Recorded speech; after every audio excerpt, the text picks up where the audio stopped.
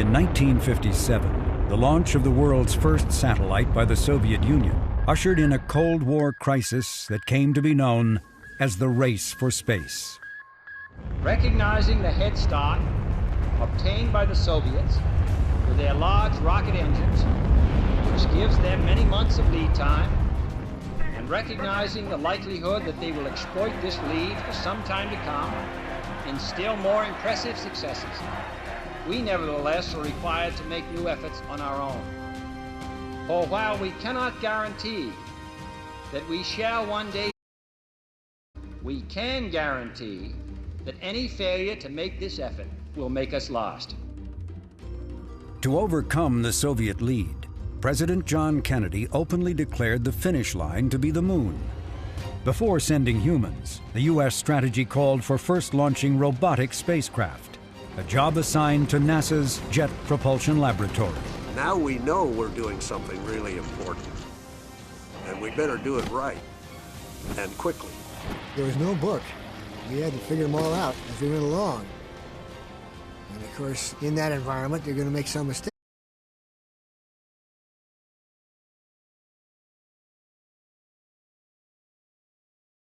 Landing a spacecraft on the moon would prove a humbling experience. We were on a new journey, and nobody really knew where it was going to lead to. Destination Moon. Beginnings of the space age. Next.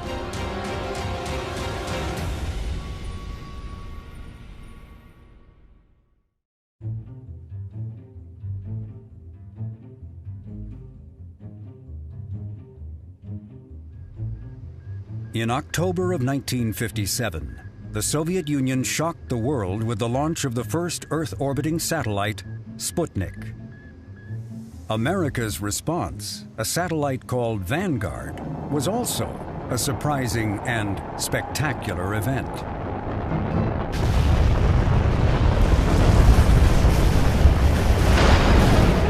Vanguard would be only one in a long string of setbacks for the United States space program. On a visit to the U.S. in 1959, Soviet Premier Nikita parity between the two nations. A successful moon rocket heralded Khrushchev's arrival in America, a scientific feat heavily capitalized on by Red propaganda. It gave solid foundation to Khrushchev's boasts of Soviet achievement. America's hopes for competing in the race for the heavens rested with its newly formed space agency, the National Aeronautics and Space Administration. NASA was given an assortment of technical facilities scattered across the country. One of them was the Jet Propulsion Laboratory in Pasadena, California. There was about 500 employees. Maybe half of that was engineers and scientists. Procurement was one guy. Now it's a whole division of people. Parking is a big problem now. In those days, parking was no problem. Everybody drove on lab through the main gate here. Park wherever you want. Of all the groups NASA inherited,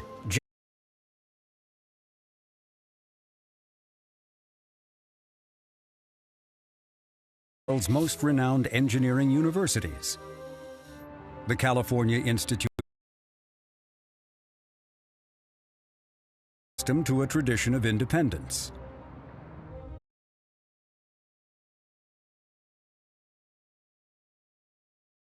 In contrast, JPL had built missiles and the first successful U.S. satellite, Explorer 1.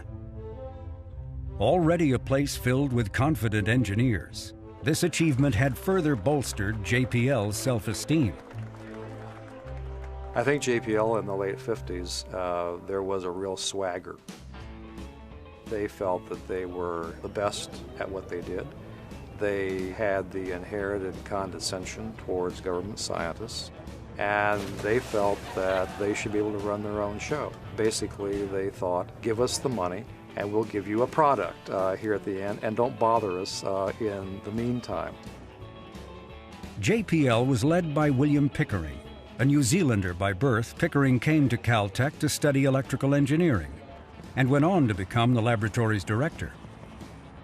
When NASA asked Pickering his ideas for the nation's robotic space program, he responded with an ambitious plan that called for JPL flying an armada of spacecraft to the Moon and nearby planets. Before the conference, we talk with Dr. William H. Pickering, director of JPL. In matter-of-fact terms, he introduces the coming greatest adventure of man, a search for life on other worlds. The long-range purpose of unmanned exploration of the planets is the development of technology which will lead to eventual manned exploration. Scientifically, our objective is to assist in answering two basic questions. What, if any, life forms exist on the planets, and how has the solar system been formed? NASA executives, who saw the Moon as the priority, were shocked by Pickering's aspirations to reach so fast for the planets. But the JPL director held steadfast to targeting planets while still responding to NASA's insistence to first reach the Moon. In the race for space, Pickering pointed out that the Moon had already been lost to the Soviets. America's only hope to win, he argued, was to compete on a larger playing field: the entire solar system.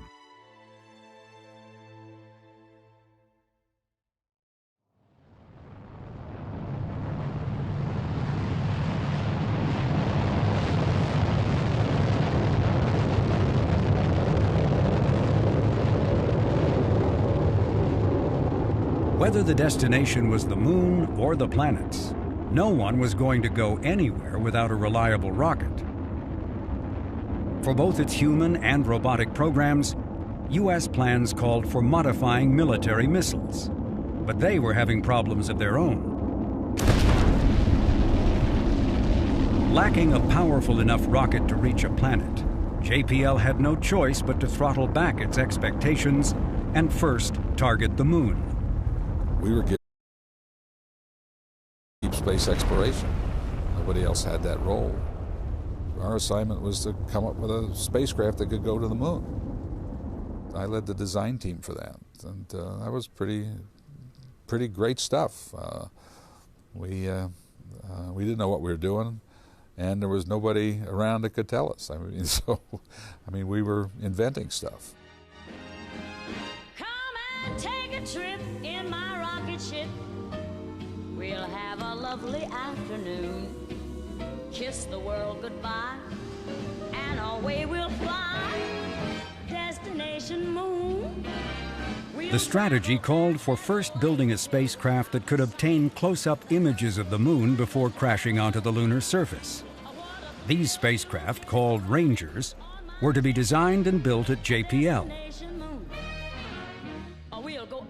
A second type of spacecraft would visit the nearby planets Venus and Mars. Meanwhile, JPL was to select and manage the work of an industrial contractor that would build a third kind of spacecraft, one capable of soft landing on the Moon. What seemed the least challenging of these three spacecraft were the moon-crashing Rangers.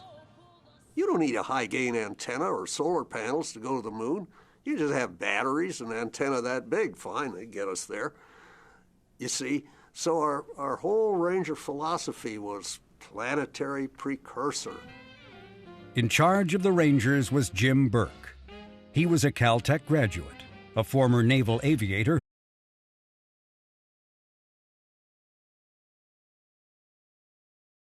I thought it would be fun. Well, turned out a little different. Burke was well-liked for his infectious enthusiasm and informal style, a demeanor that gave little hint of the enormous pressure he was now under. Pressure is always part of any project management job, but young and frisky and full of pep and armed with a good degree from a good university and a lot of very smart friends, who minds a little pressure?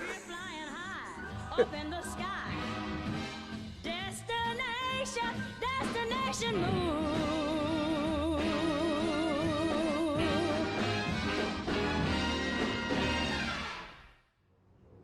Burke stressed keeping to a schedule. Celestial mechanics, he knew, waited for no one, nor would the Russians. But Burke soon became caught up in a conflict between schedule and science.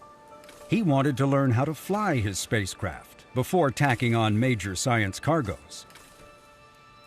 NASA countered there was no point in just hitting the moon.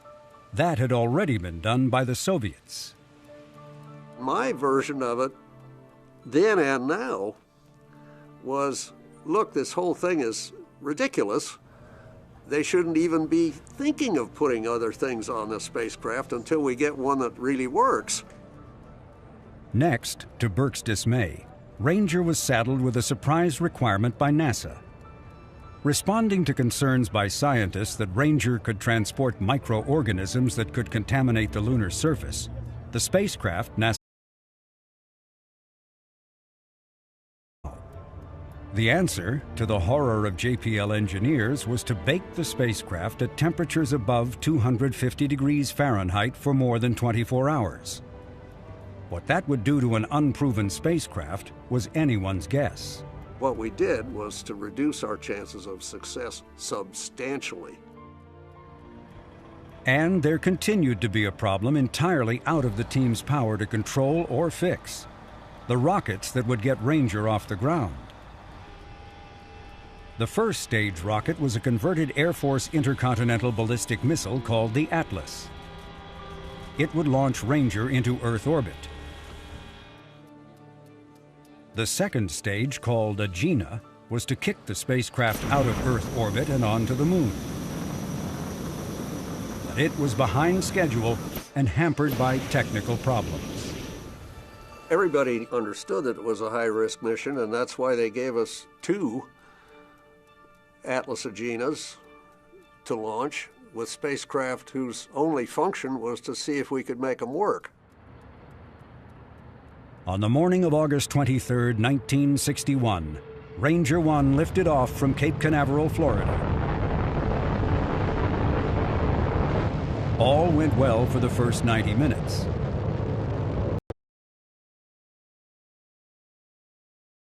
Stage Agena rocket.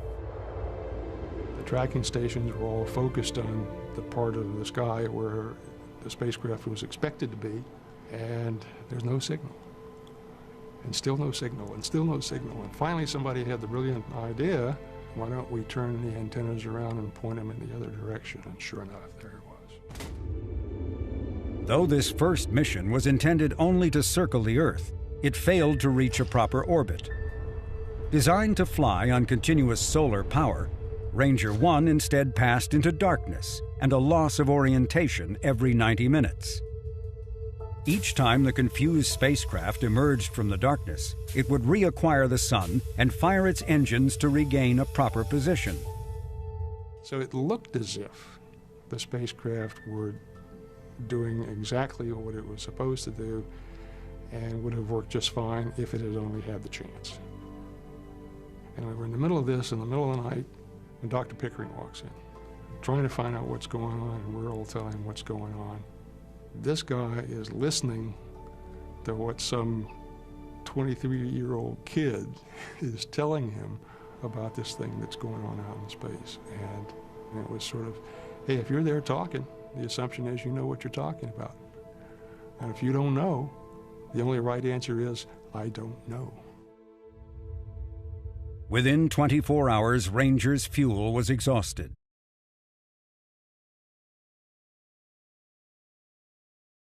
Incinerated as it re-entered the atmosphere over the Gulf of Mexico. 12 weeks later, Ranger 2 met the same.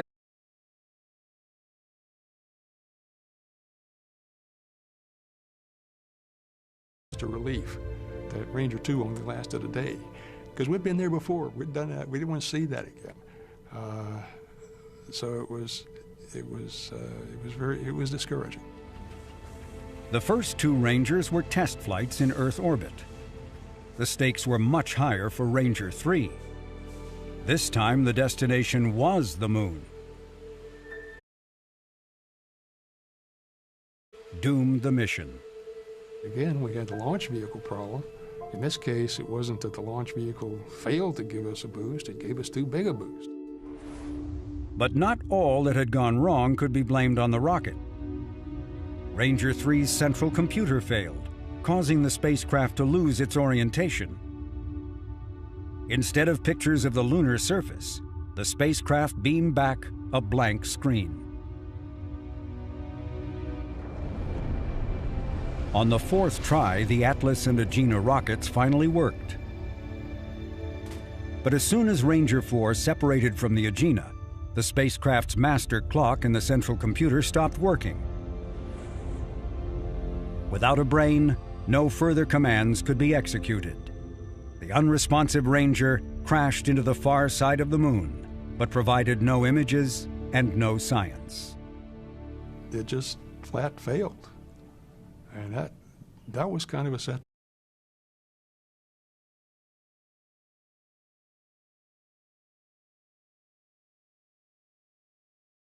First time an American spacecraft had at least actually hit the moon. JPL continued to plow ahead with its fifth attempt. Ranger 5 flight preparations are continuing at the checkout facility at Cape Canaveral. Certain modifications have been made on this craft to possibly eliminate the unexplained failure which occurred in Ranger 4. For a second time, the rockets worked, setting the Ranger on a course to collide with the moon. But yet again, the spacecraft malfunctioned. Ground controllers could only watch as electrical power was lost, followed by the sickening realization that Ranger 5 was yet another failed mission.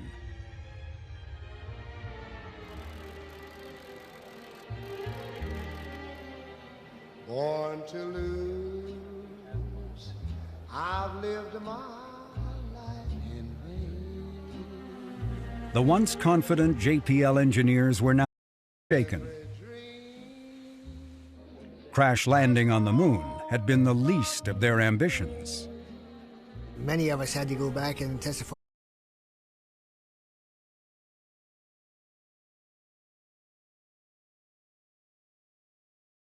Not a pleasant time. I think NASA was of a frame of mind that said maybe we ought to cancel this contract. But we persuaded them, give us a year before Ranger 6 and we'll try and get all the bugs out of this thing. What, the humiliated JPLers asked themselves, had caused so many things to go wrong? Had all the science experiments, many tacked on late, overwhelmed the engineers? Had sterilization fried the electronics?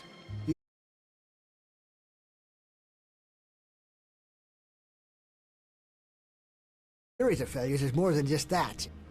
And my own belief is that the people who were in charge of it at that time were to schedule and doing it as quick as possible, as opposed to doing it in a more careful, deliberate fashion to make sure it worked. Changes were demanded by NASA, and heads began to roll. One of them was Ranger Project Manager Jim Burke. It always hurts if you get fired. That's not fun.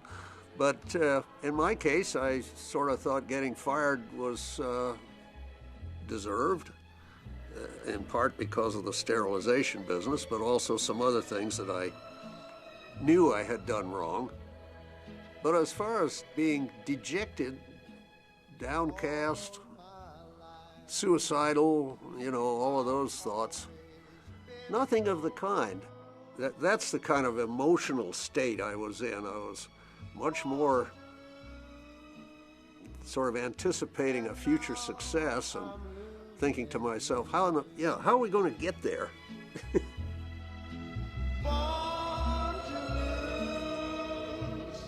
And now I'm losing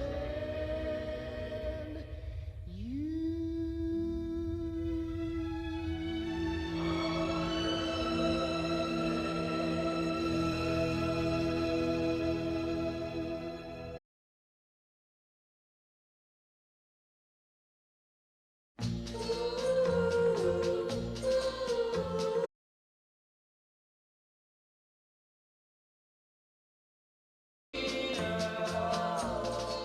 Even in the midst of the Ranger crisis, JPL was hard at work on other missions.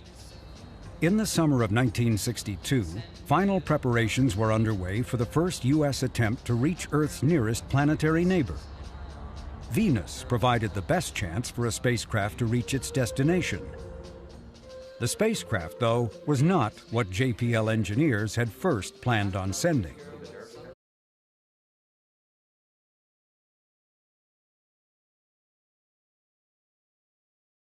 Mars and to Venus. But the design was not far enough along for it to be used for the Venus 62 opportunity. So we actually took a Ranger, we called them Mariner 1 and Mariner 2, the first two Mariner missions to Venus, but they were Ranger spacecraft. Not many people know that. Mariner R is a hybrid design using features of both the Mariner A and the Ranger spacecraft. The key experiments are a microwave radiometer and an infrared radiometer. JPL was also beginning to understand the importance of underscoring with the public the risks involved in space exploration. This film called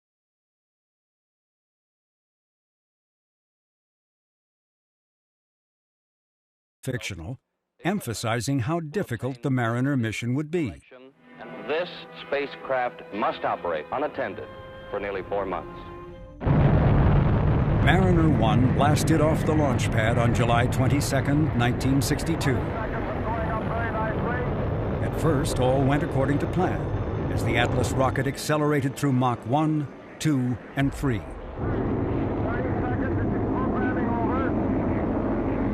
But then, the Atlas began fishtailing and veering off course.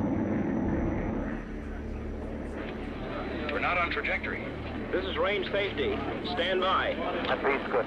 Mariner was only seconds away from separating from the errant rocket when the range safety officer had no choice but to give the destruct command.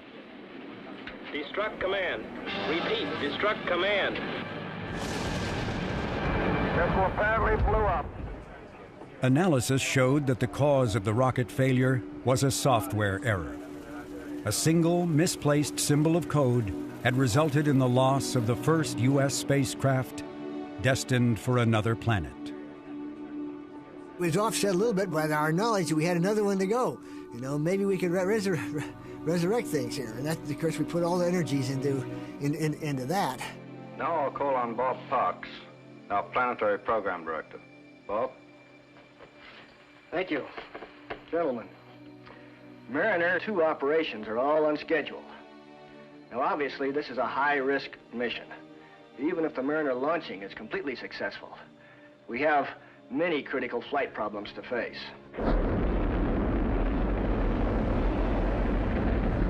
With the software problem corrected, Mariner 2 lifted off and began its 3.5-month journey to Venus.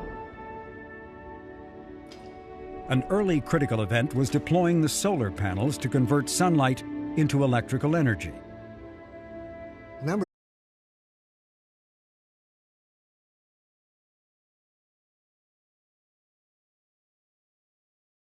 The first 14 critical operations are complete. We wait now for sun acquisition. We're in.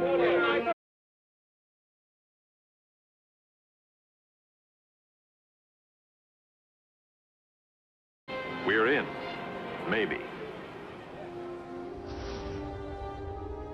The Earth sensor, when we first turned it on up there and locked on the Earth, it was working fine, but it was working at a much lower level sensitivity than we had designed into it.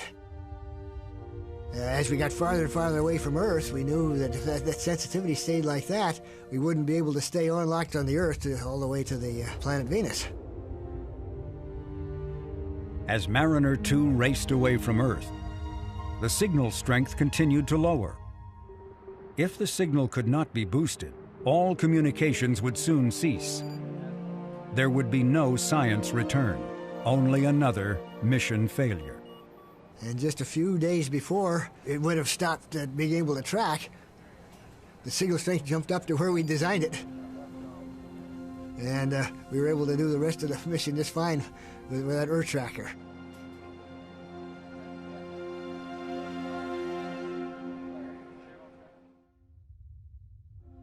Another pressing issue was keeping Mariner 2 on a proper course.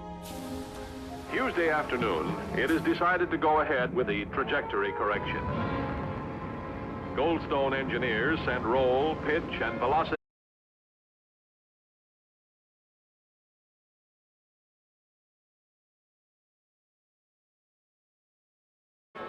New tracking data will determine if the flight path has been corrected.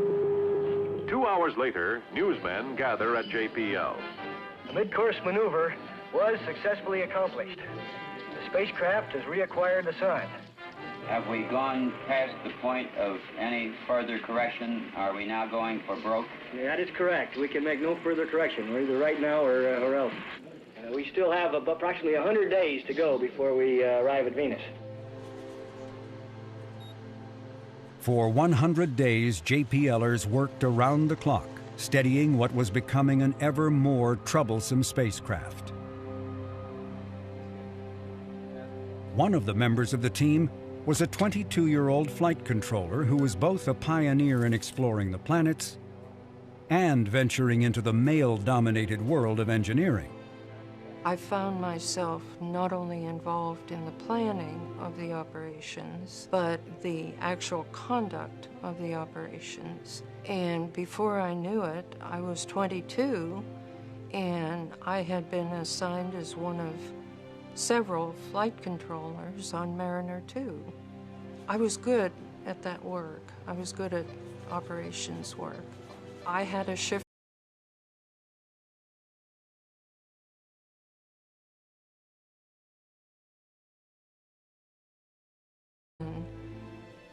There were some number of people who were pretty sure that they shouldn't. That flight was probably the largest experience in growing up a young woman could have.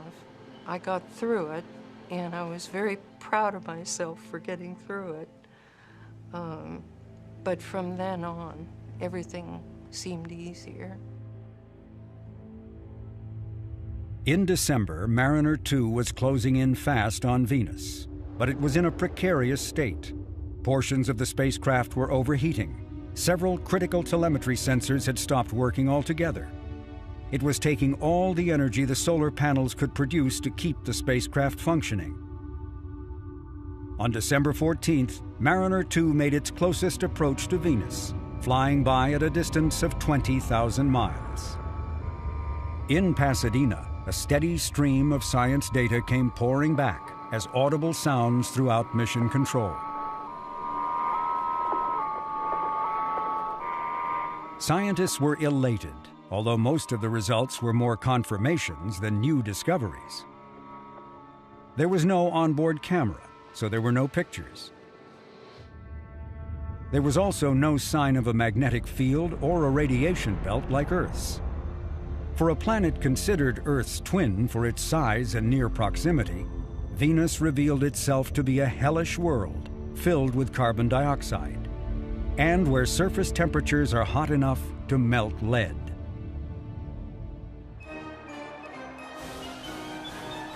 If the science return was modest, the public reaction to the technical achievement was enormous. For the first time, the United States could point to its first in the race for space. It is a proud time for the U.S., Time magazine proclaimed.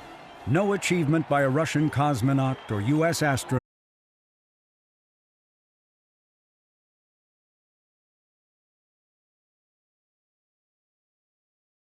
of Mariner 2. William Pickering found himself featured on the cover of Time. Pasadena honored the JPL director by naming him Grand Marshal of the Tournament of Roses Parade.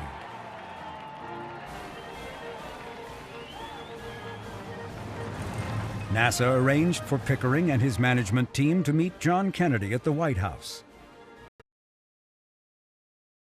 Presented the president with a model of the spacecraft. Mariner 2 likely saved Pickering his job, and JPL its leadership role.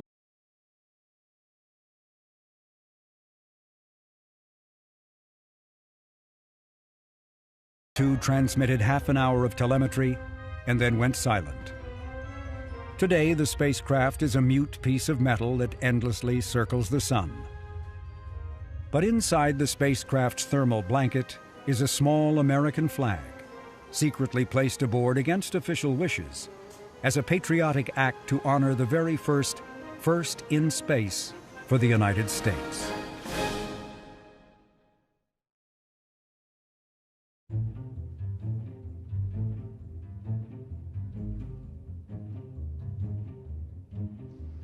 The success of Mariner 2 and a reconstituted Ranger team buoyed hopes that the next attempt to hit the moon would be different than the previous 5 attempts. The new Ranger project manager was Bud Schermeyer. His resume was identical to that of his predecessor, Jim Burke. Schermeyer was also a Caltech graduate and a former naval aviator. The two men were also close friends, which helped to reformulate the project. I know it was a big job, but I don't know, I guess that I just said, okay, let's jump in and do it. By golly, we're going to make this thing successful. The worrisome requirement of sterilizing the spacecraft, once deemed of vital concern, was abandoned. To the dismay of scientists, all science experiments were tossed off except one, sending back live television pictures of higher quality than could be seen through Earthbound. There were a lot of scientists that said, pictures, that's not science. That's just public information. Over the years, that attitude has changed, and so much information has been obtained just from the photographs that it has been an outstanding scientific instrument. When Ranger 6 reached the launch pad in January 1964, it could claim the distinction of being the world's most tested spacecraft. The destination was a candidate landing area for the Apollo astronauts. Ranger missions were originally intended to help select these sites, but running so far behind schedule, the best Ranger could now do was to provide close-up images of where the Apollo mission planners had already decided they were going to go.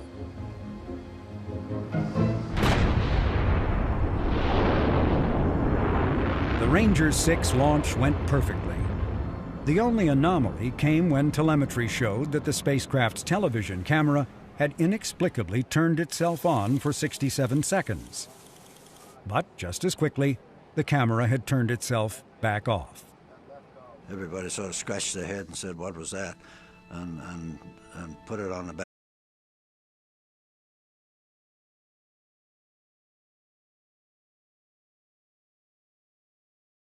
Normal. Navigators confirmed that Ranger 6 was right on target to hit the moon in the early hours of February 1st, 1964. A guarded Pickering declared to the press that he was cautiously optimistic. It was, I think, a 66-hour flight to the moon. But everything was going great. We're going to have a success here. I drove in with my van with all of the champagne bottles in the wash tub with ice in them, all set to celebrate. As the spacecraft neared the moon, JPL's auditorium was packed with reporters. They listened as Mission Control announced the final minutes of Ranger 6. 18 minutes before lunar impact, the spacecraft directed its 2 television cameras to turn on and warm up. We should now start getting video. And all through this agonizing last round, he said, there's no video, no video, no video. 118, holding steady. No video. Roger.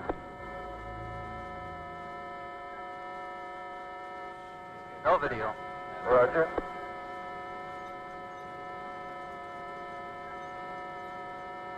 Still no video. Roger.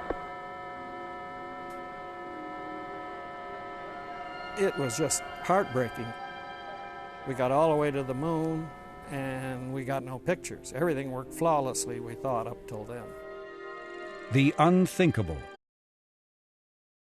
the unbelievable had occurred. After the Atlas missile, the Agena second stage, and Ranger itself had for the first time flown a picture-perfect mission, the television camera, the sole goal of the revamped Ranger mission, had failed to turn on. That was really disastrous to us all. A shell-shocked Pickering.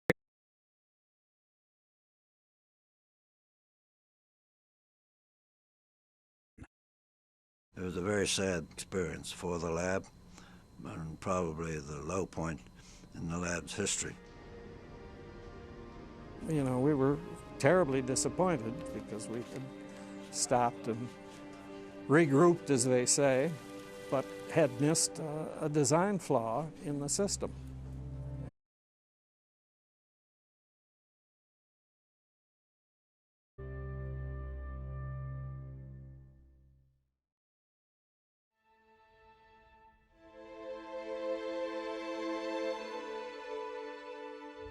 You have 6 Rangers which fail. With each failure, the pressure on JPL became more intense, and after number 6, this was really a catastrophe. The program came to a halt. There was a congressional investigation and a number of investigations by NASA headquarters. I had no fear that the lab was going to fall apart. It was quite the opposite. Everybody pulled together, basically, what can I do to help? We were young kids and anxious to figure out what went wrong and fix it. The demoralizing part was the pressure that NASA put on JPL, but that's the business we're in. 6 months after the debacle of Ranger 6, JPL was ready to try once more. The television system that had failed was completely reworked by the television contractor and JPL. It had required working 3 shifts a day, 7 days a week. The next one, 7, was a severe strain on everybody because it had to work. And if it hadn't worked, there's no telling what JPL would have been like or what would have happened to JPL. It was a sobering experience. Launch through the 66-hour cruise was a textbook flight. 3 days after liftoff, JPL's auditorium was once again filled beyond capacity with people and tension. At 130700 Zulu, at both Pioneer and Echo sites, we are anticipating F-channel warm-up at 130719.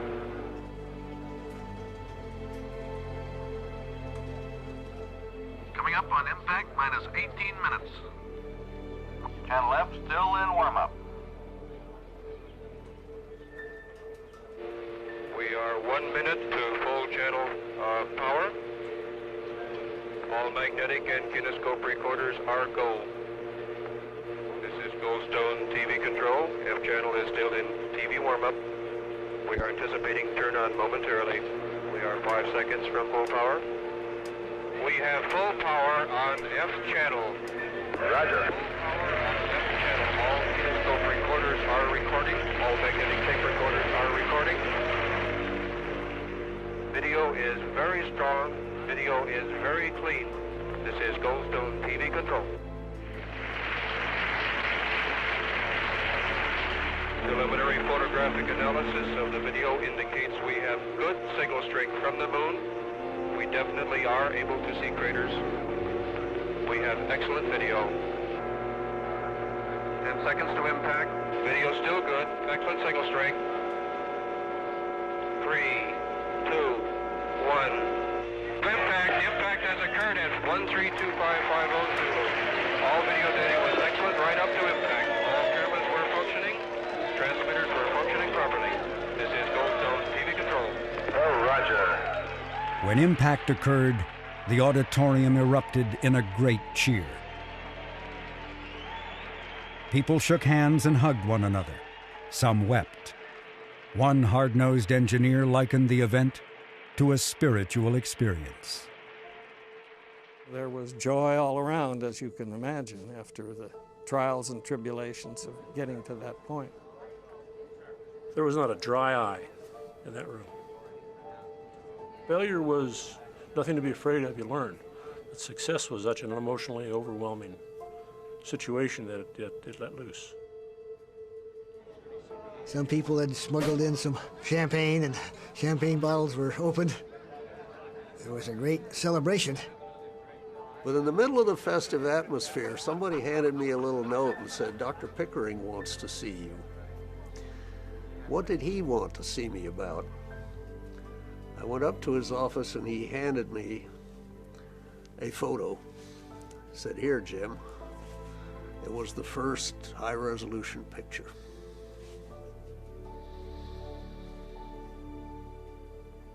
That was good.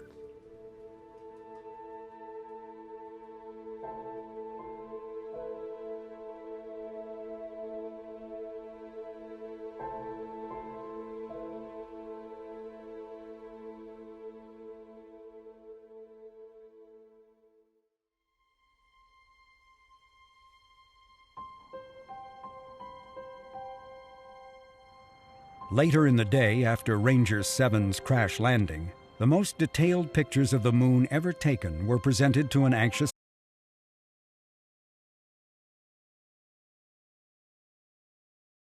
the United States. What has been achieved today is truly remarkable. We have made progress in resolution of lunar detail, not by a factor 10, nor by a factor 100, but by a factor of 1,000.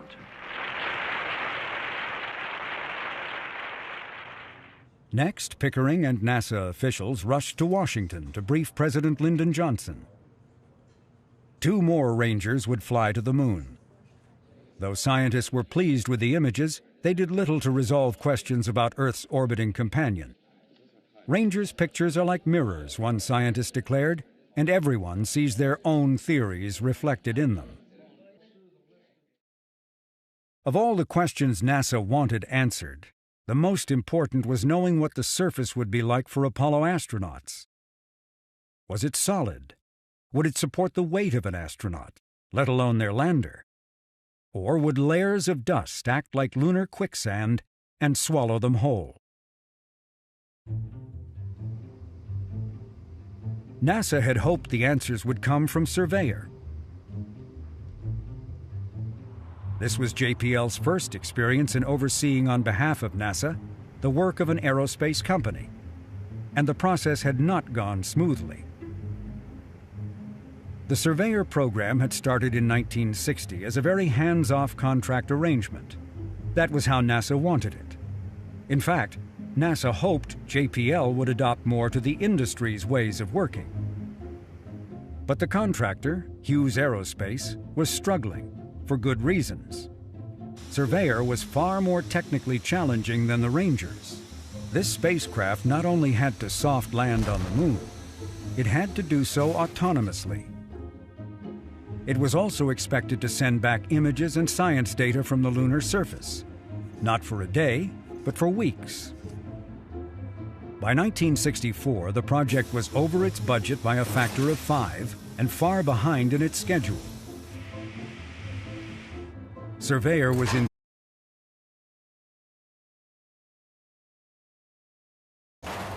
By then, NASA realized it was the contractor who actually needed to learn from JPL's experiences with Ranger and Mariner.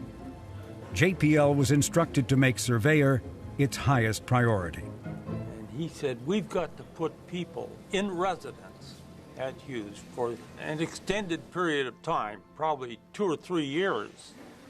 That was a difficult, trying period because we were growing up at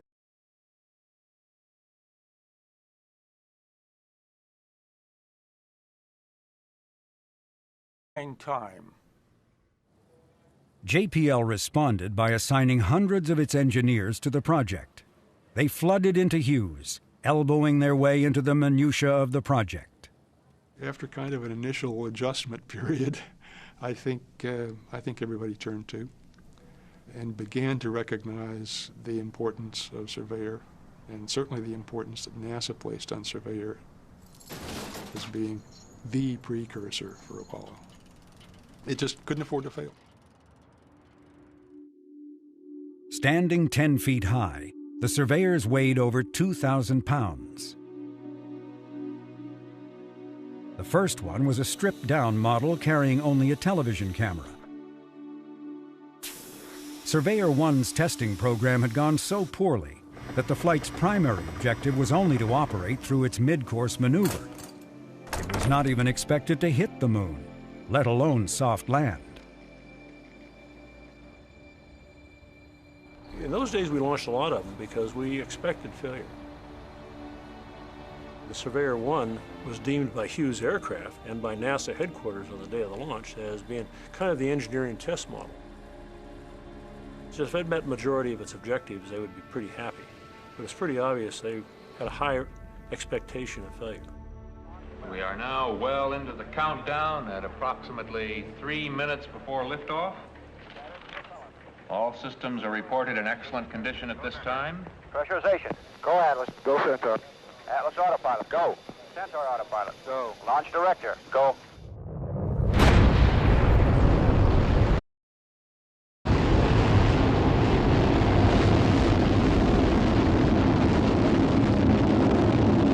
Yes, this looks good.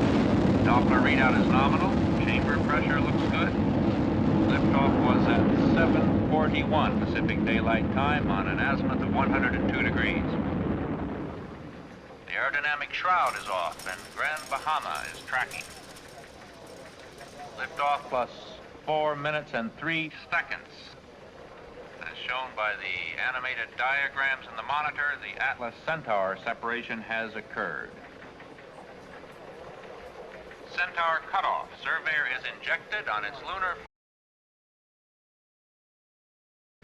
and report that the landing legs are extended. The Surveyor is now in space.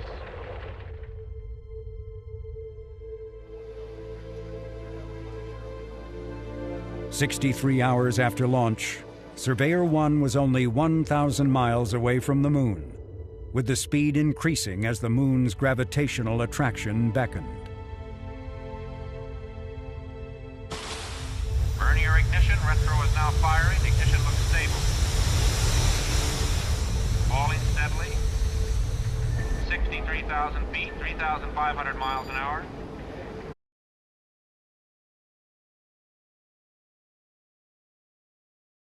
It was supposed to enter a fixed rate of descent. So that happens. 28,000 feet, 425 feet per second, 24,000 feet. Falling steadily. Down to 12,000 feet. 10,000, all signals normal. Surveyor reported in excellent condition, all signals good. 1,000 foot mark, 800 feet, 600, 400 feet, 200 feet, 100 feet, 13 feet per second speed. At a certain distance above the surface, the engines are all supposed to shut off. And then it's supposed to drop to the surface. And the engines all shut off.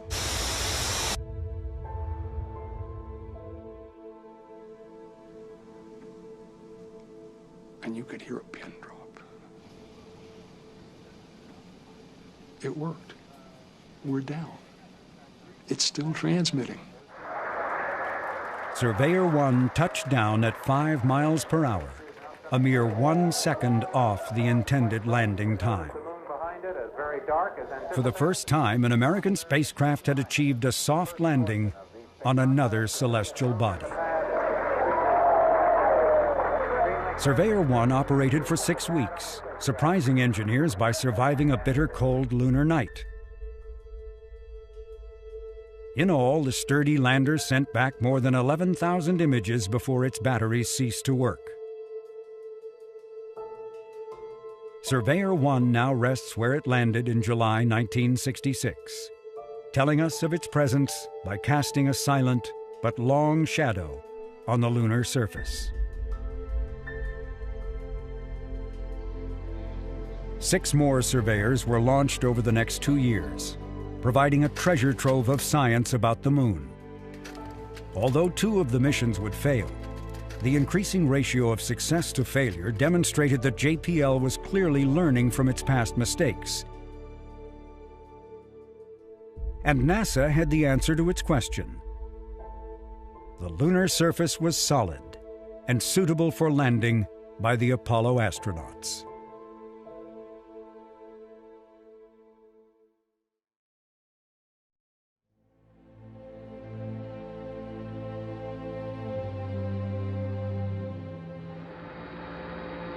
That's one small step for man, one giant leap for mankind. When Neil Armstrong first set foot on the Moon on July 20th, 1969, JPL could point with pride that they had helped to create the pathway, at least in providing the evidence that a soft landing by the Apollo astronauts was possible. And it gave engineers in NASA a lot of confidence about, that we wouldn't sink into the dust.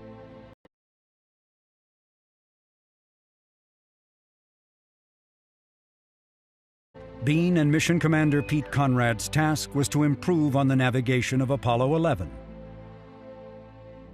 The first mission to land on the Moon had missed its intended landing site by 4 miles. They said, look, we've got to demonstrate and develop capability to land exactly where we want to, and that's the job they gave us. Apollo 12's assignment was to attempt, in essence, a pinpoint landing. And they said, well, how are we going to know if we really landed there? Well, let's pick some place that's got something there that doesn't look like all the rest of the craters on the Moon. The answer was to use a landmark, but not a natural landmark.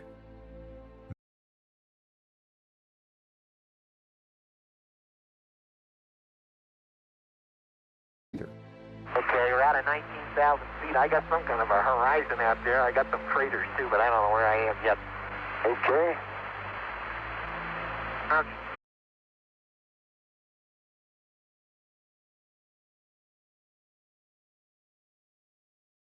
Pete. Pitching over. Hey, there it is. There it is. Son of a gun, right down the middle of the road. Outstanding. 42 degrees, Pete. Hey, it's starting right from the center of the crater. Look out there. I can't believe it. Amazing. Fantastic. Oh, we found that crater, and we were going to land on the near edge of it. There was too many blocky rocks there, so we overflew it and then landed on the far right corner. And we still didn't know that Surveyor 3 was there. We said, we're at the right crater. I hope Surveyor 3 is here. I'm headed down the ladder. Okay, wait, let me get the old camera over there. Okay.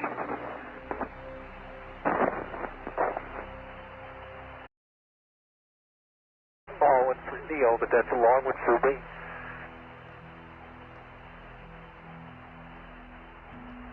Boy, that sun's bright. That's just like somebody shining a spotlight in your hand. Oh, you'll never believe it. I see sitting on the side of the crater.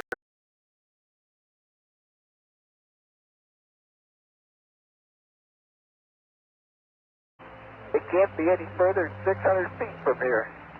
It was just starting to come into light. The solar panels were just illuminated, and there it was sitting right where it was supposed to be. So it felt really good. Apollo 12's mission included bringing back to Earth parts of Surveyor 3, but the spacecraft had landed in what appeared to be a deep crater. So we began to talk about how we're going to get down there. This is too steep. We're liable to slip down in the crater and can't get out. We don't have any ropes with us. We were concerned about it. When we got out the next day and looked over there, the sun was on that slope, and then it was obvious that it was about 13 degrees and we wouldn't have a problem.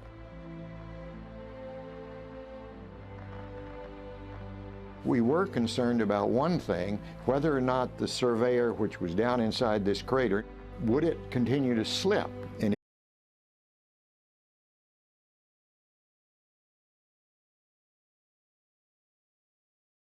Okay, now let me get that.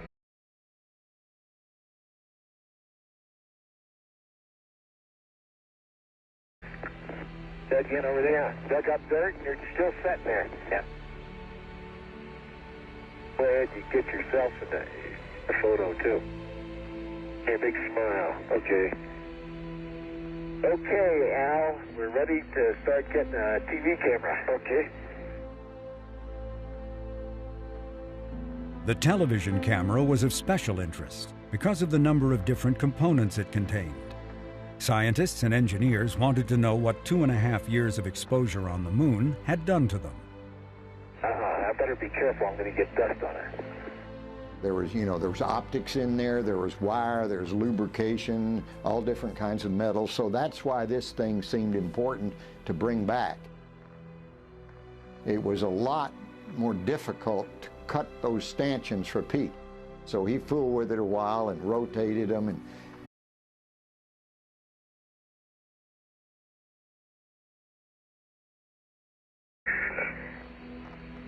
That's right. That's we got her. Beautiful. then we looked around for other things that we could get, and of course the scoop was right there. They didn't ask us to bring it back, but it looked pretty tempting. Let's get the scoop while we're at it. Didn't think you were going to leave without a scoop, did you? No.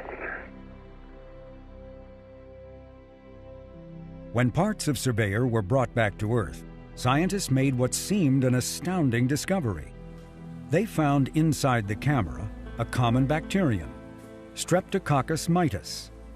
Had this bacteria survived a trip to the moon and back?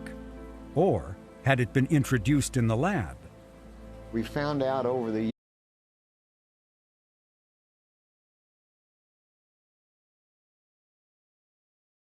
volcanic vents, there's life down there. So I think this is just an example of life from Earth going to the moon and staying there. Whether or not Surveyor brought bacteria back to the Earth remains an unsolved mystery. But the assertion raised in a new and serious way the question of life existing elsewhere. In the years since first touching the moon, Mars has become a prime candidate as a place where microbial life might have once, or might still, exist. And it was Mars where NASA and JPL next set its sights.